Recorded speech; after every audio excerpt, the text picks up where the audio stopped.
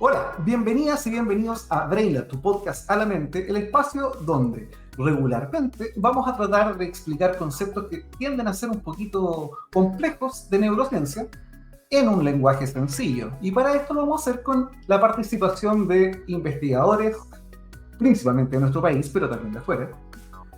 Hoy día, en particular, contamos con la participación de Joaquín Millot, el cual es un investigador chileno, joven. Hoy día es investigador postdoctoral de Brainlab, pero es psicólogo, máster en psicología social y doctor en neurociencia social. De hecho, tiene un currículum bastante importante para ser tan joven. Así que vamos a dar entrada a Joaquín.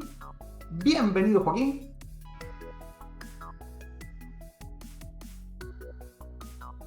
Hola, Ale, ¿qué tal? Gusto en saludarte, gracias por la presentación. Dejo bien contento escucharte. Oye, es verdad, es verdad. Y creo que tienes súper buen currículum para ser tan joven. Oye, pero cuéntanos un poquito. ¿Lo que dije era correcto, Joaquín? Sí, sí, es correcto. Yo terminé mi doctorado este año, lo hice con gente del laboratorio. Agustín Ibáñez, el director del Brainlab, fue mi tutor de tesis, el director de mi proyecto de tesis. Y también ahora en agosto me voy a Trinity College a participar del programa Atlantic Fellows for Equity in Brain Health, donde justamente se da un entrenamiento, una capacitación mucho más profunda en cuanto a cómo abordar la disparidad y el impacto que esto tiene en la salud cerebral, lo cual es mi línea de investigación y que también me tiene muy emocionado que conversemos ahora Oye, en esta conversación. muy cortito, primera pregunta en esto. ¿Va a ser parte de los Atlantic Fellows? ¿Qué son los Atlantic Fellows? Exacto. Sí, los Atlantic Fellows, bueno, particularmente los Atlantic Fellows for Equity in Brain Health. Ese es un programa dirigido particularmente en abordar el impacto de la inequidad en salud cerebral. Y esto no solamente desde la neurociencia, sino que también desde intervenciones artísticas como la danza, la música, el involucrar a personas con enfermedades neurodegenerativas como Alzheimer o demencia frontotemporal con diferentes grupos para minorizar la sintomatología de la enfermedad y mejorar la calidad de vida. Ahí lo lindo de este programa es que cada uno aporta con su granito de arena. Algunos, como te decía, desde las artes, otros desde las neurociencias, como va a ser mi parte, otros desde política, economía, etcétera. Una visión bastante global del tema. No, súper Exacto. interesante. Oye, ya, sigamos conversando. Tú eres psicólogo, pero magíster en psicología social y doctor en neurociencia social. Cuando tienen estos apellidos siempre es interesante, porque ya no estamos hablando solo de psicología ni solo de neurociencia. El contexto social. ¿A dónde apunta esto? Sí, exacto. Bueno, esto apunta básicamente a abordar los mismos procesos que son típicamente abordados desde la psicología o la neurociencia tradicionalmente, como bien estables, bien básicos, bien como representados en todas las personas de la misma manera, pero el enfoque social a neurociencia social y psicología social es justamente entender estos procesos desde el mismo contexto de donde vienen las personas y cómo el contexto impacta estos procesos cognitivos y cómo impacta el cerebro y la salud al final. Por eso es que tiene este apellido de social, este enfoque de psicología y de neurociencia, lo cual es de cierta manera distinta a la visión tradicional que se tiene sobre cada dominio, desde cada dominio hacia las personas. Oye, ¿y de dónde nace el interés por esta psicología social? Bueno, te diría que ese interés nace porque, bueno, yo toda la vida he tenido que viajar muchísimo de un lugar hacia otro, ya sea para estudiar, para ver a mi pareja, para ver a mi familia. Siempre he tenido que irme movilizando por muchos lugares para poder acceder a ello. Y a través de esta movilización es que me he dado cuenta cómo es de distinta la realidad social de las personas a medida uno se va cambiando de un ambiente a otro al final, cómo son de distintas las necesidades, cómo afecta también a las personas las necesidades económicas, los estresores ambientales que están en su ambiente, y al final cómo esto se plasma en tener más o menos oportunidades, pero también en tener más y menos salud. Ese impacto que es enorme en cuanto a las personas, obviamente no es una visión universal, es decir, no es disparidad, es siempre igual a daño, eso no es así, sino que hay también casos particulares. Pero lo que se sabe hoy en día, por lo menos, de nuevo, delimitándolo en neurociencia, es que esto tiene un impacto enorme en la salud general de las personas y también en la salud cerebral. Por lo tanto, por ahí va por qué me interesa esto, por mi historia de vida y también por lo que mismo que se ve en la literatura, cómo es de relevante esto. Sí, de hecho, siempre es interesante ver cómo estos detalles, por ejemplo, en tu caso, el viajar, te da esos espacios para poder pensar sobre este tipo de factores. De hecho, en parte de los trabajos que he leído donde estás involucrado, hay un concepto que a mí me parece súper interesante, muy atingente para poder conversarlo acá, que es de los factores de riesgo psicosocial. ¿Cómo se llama? Los determinantes sociales de la salud. Por ahí yo Determinantes creo. sociales de la salud. Mira, ahí ya lo vamos a poner para el bronce. Exacto. Bueno, los determinantes sociales de la salud, dicho en resumen, es todos los elementos fuera del organismo de las personas que impactan la salud de las personas. Es decir, todos los elementos del contexto, la historia de vida de la persona, si es que uno se ha visto expuesto a violencia o no a lo largo de la vida, las carencias económicas, educativas que uno ha tenido a lo largo de la vida, y cómo eso impacta al final la salud a través de un daño acumulado que se va generando en el cuerpo a lo largo de la vida. Es decir, por ejemplo, si yo me vi envuelto en violencia, si yo fui expuesto a violencia cuando era niño, también viví en un ambiente contaminado.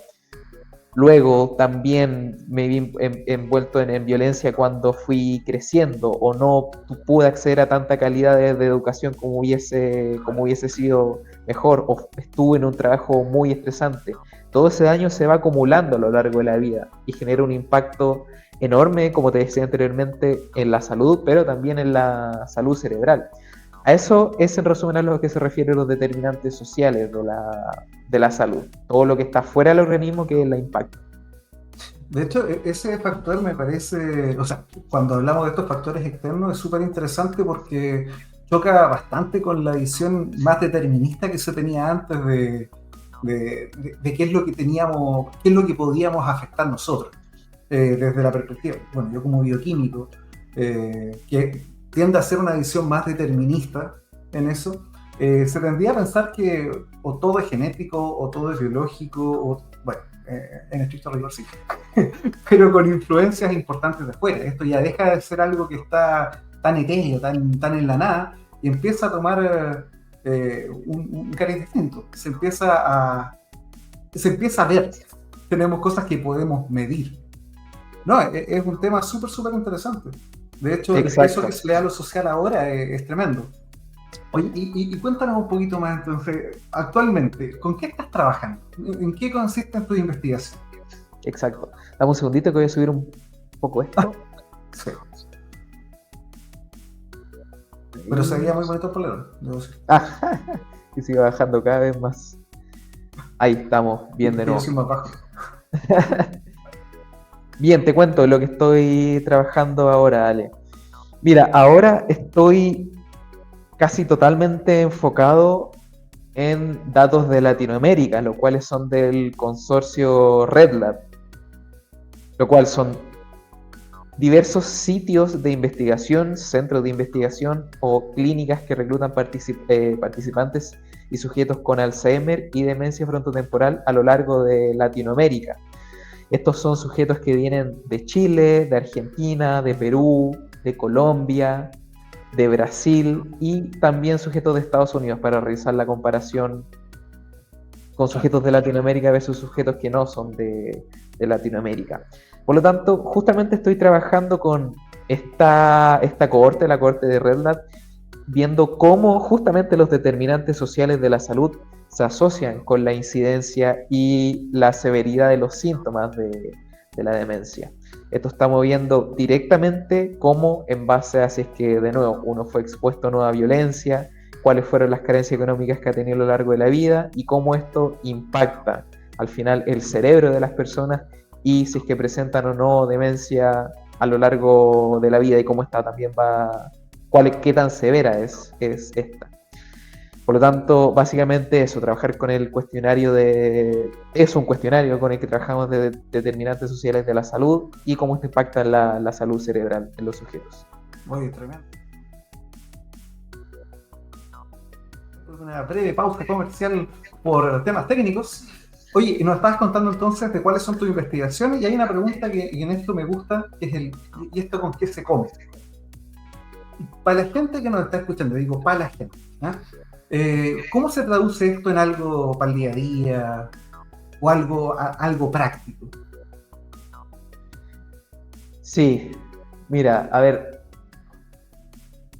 el foco principal hacia donde van estas investigaciones es básicamente a la gente que está en cargo de la toma de decisiones en políticas públicas, porque al mostrar cómo son de relevantes los determinantes sociales de la salud para prevenir un deterioro en la salud cerebral, se pueden tomar medidas para aminorizar este impacto.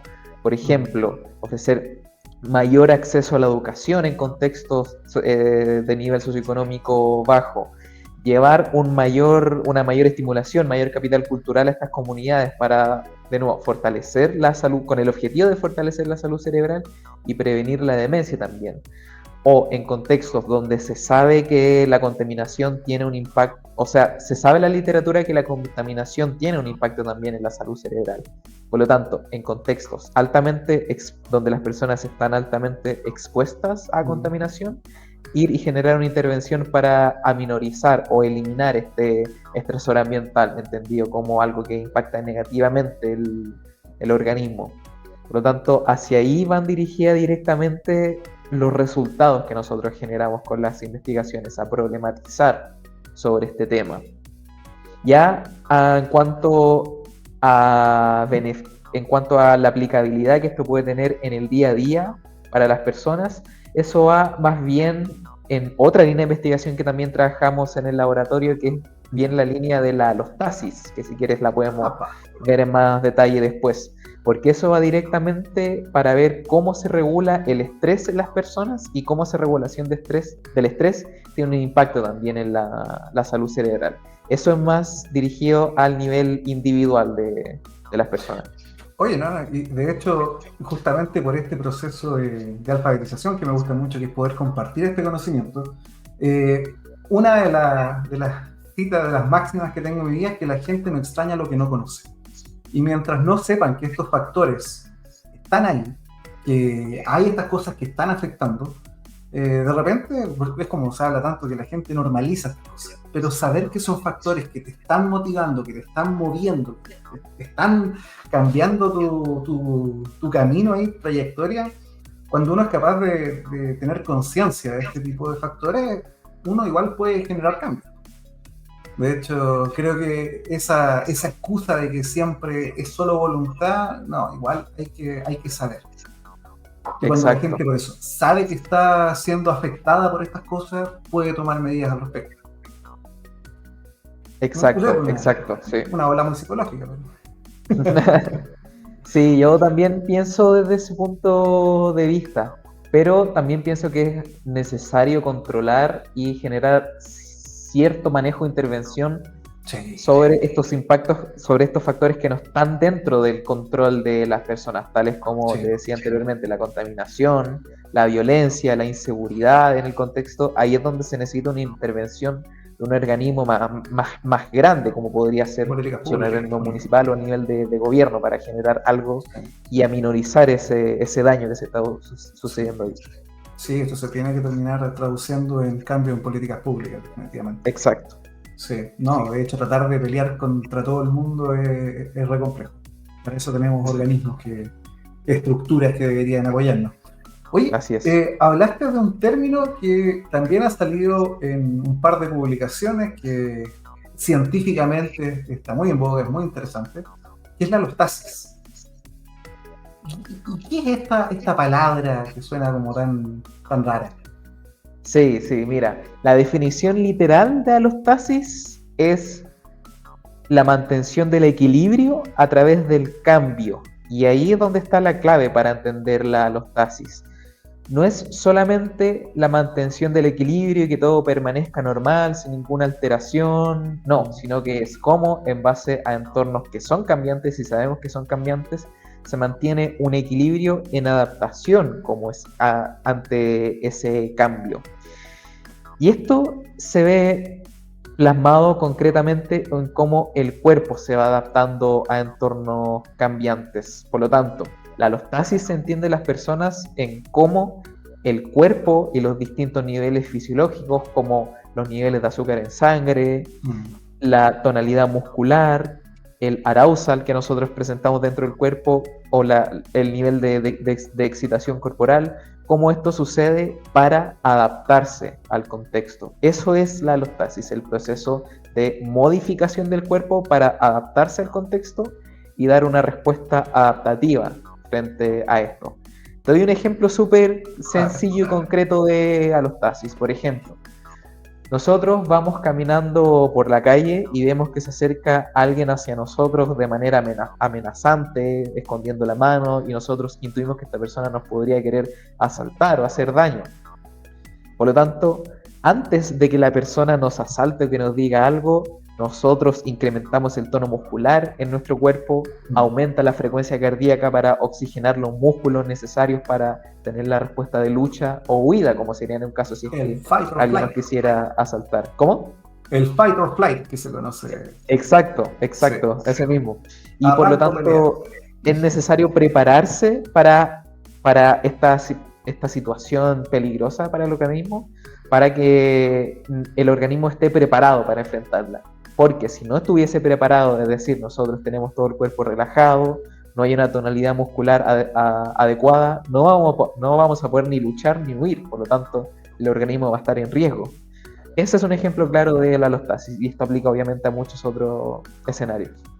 Sí, y de hecho, a mí me gusta bastante ese ejemplo siempre, porque yo soy de los que se queda, básicamente me da flojera correr, así que es más fácil pelear. Pero esto genera ciertos cambios en nuestro cuerpo. Efectivamente, hay una cascada de reacciones aquí que también pueden ser medibles. Cuando pensamos, por ejemplo, en temas como estrés, ¿cómo se ve la alostasis, por ejemplo, una persona que está sometida a estrés constante? ¿Qué pasa con la alostasis de esa persona? Exacto, y es una pregunta súper interesante, porque la alostasis, la teoría de la alostasis fue pensada inicialmente como un modelo para explicar el estrés y las respuestas de estrés en el cuerpo.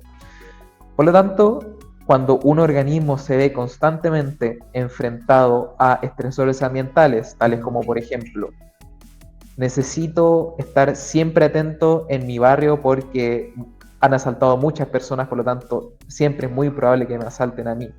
Por lo tanto, si es que en ese contexto yo siempre tengo que estar anticipando a que me asalten, mi organismo va a estar siempre funcionando al 150%, porque no estoy funcionando en base a una normalidad o una estabilidad, sino que es un escenario demasiado cambiante, demasiado estresante, para el cual el cuerpo tiene que generar una respuesta acorde. Por lo tanto, va a estar mucho más tiempo del necesario en estado de tensión muscular, con mayor frecuencia cardíaca, como te comentaba anteriormente.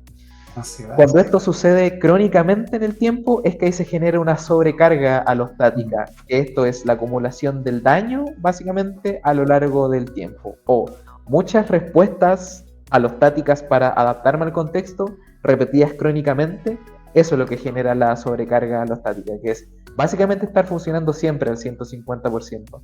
No llegar a un nivel de equilibrio que podría hacer funcionar normalmente.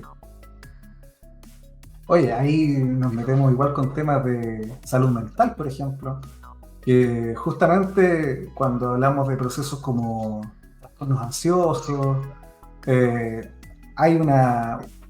cuerpo se está adaptando constantemente. ¿Por qué? Porque se está sobre reaccionando a muchas cosas de nuestro entorno. No, sí, es re interesante, y sobre todo cuando tenemos hoy día una epidemia de problemas de salud mental en la sociedad. La alostasis creo que es un factor es un concepto que tenemos que manejar. Oye, me parece súper interesante. A ver, ¿qué más te pregunto frente a todas estas cosas? ¿Cuáles son las proyecciones que se ven en tu futuro laboral investigador? Bueno, yo pienso que para que la ciencia funcione es necesario devolverle el beneficio de la ciencia hacia las personas al final. Con las mismas personas con las cuales se generan las investigaciones, se generan los estudios, pienso que es necesario devolverles la mano y al final generar un beneficio para las mismas comunidades. Por eso es que también me interesa tanto participar de este programa que te decía al comienzo, el Atlantic Fellows for Equity in Brain Health, porque quiero justamente expandir la visión sobre el fenómeno de la salud cerebral a través del modelo de la alostasis para entender cómo es que el contexto impacta el cuerpo y desarrollar un modelo mucho más detallado para entender qué elementos del contexto son los más relevantes para explicar una buena salud cerebral o una mala salud cerebral. Y a partir de esto, ir a intervenir directamente en el contexto de las personas para generar un beneficio que les sea relevante a ellos mismos y que sea adaptado a la misma comunidad. Hacia eso es lo que apunto como una visión de mi trabajo en la ciencia y lo que me motiva a seguir también. No, pero bien.